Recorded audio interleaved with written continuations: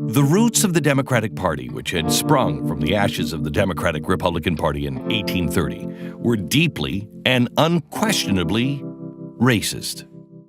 I know this is quite a statement to make, but Democrats repeatedly lied to, broke treaties with, and slaughtered Indians. They supported slavery, fractured the nation with secession of the South, and in large measure were responsible for thrusting America into the Civil War, which cost over 600,000 lives. The political ideology of the Democrats, however, hadn't been so radical or so destructive as their racist tendencies, at least not until Woodrow Wilson. Wilson coupled the party's racism with radical progressivism. That's why the election of 1912 was a critical turning point in the history of the party and the United States. While it was a former Republican, Teddy Roosevelt, who started and ran under the Progressive Party banner, it was Democrat Woodrow Wilson who was even more progressive than Roosevelt. A note here: progressivism is Marxism that is accomplished without revolution, more slowly, and under a different name. The principles are essentially the same. It was under Wilson's leadership that the Democratic Party took a huge left turn. It had been a party that had been leery of centralized government, while Wilson pushed for and succeeded in greatly enlarging the size of the federal government, the one they were also afraid of. He also adopted the policy of an early Democratic progressive, William Jennings Bryan, in pushing for, and this time succeeding, in bringing about a progressive national income tax. Seems we always forget the progressive part of tax. Now, up until his presidency, the United States had been free of the burden of a permanent national income tax. It was almost universally believed to be unconstitutional. Yet Wilson took office March 4th of 1913, and by October of that year, the United States had been fundamentally transformed and altered with a new progressive income tax. With it came the IRS and the Federal Reserve, and America would never be the same again. Wilson had also changed the American power structure. Before his administration, the executive branch was, at best, simply equal to Congress.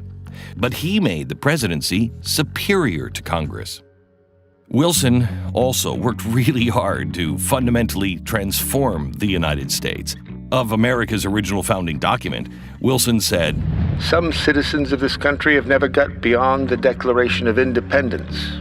The Declaration of Independence did not mention the questions of our day. It is of no consequence to us." Americans were never meant to get beyond the Declaration of Independence. It is inextricably linked to the Constitution and to every principle of governance that we hold dear. It is the idea of America, while the Constitution is the framework to make that idea work. Wilson's thoughts, however, on the Constitution were similar to his thoughts on the Declaration. All the progressives ask or desire is permission. In an era when development, evolution, is the scientific word to interpret the Constitution according to the Darwinian principle, all they ask is recognition of the fact that a nation is a living thing and not a machine. In other words, all he desired was the ability to interpret the Constitution in whatever way he might deem appropriate. In Woodrow Wilson's mind, the Constitution was ever-changing, ever-evolving, rather than a set of rights that were eternal. With that in mind, Wilson set out his agenda. One of his worst acts was sponsoring the Espionage and Sedition Acts.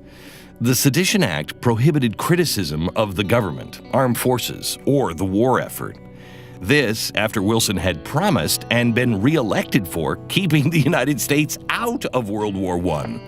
If the citizens dare violate the act and actually said, "Wait a minute, what did you just say?" they were imprisoned or fined. Some 1,500 people were arrested under this law, including socialist presidential candidate Eugene Debs. As if all of that weren't enough un-American activity for one president, Wilson went so far as to have thousands of German Americans forced into one of two internment camps that he had set up in the United States. One of the camps was in Utah and the other one was in Georgia. Remember, this isn't the Japanese internment. This was 2 decades before.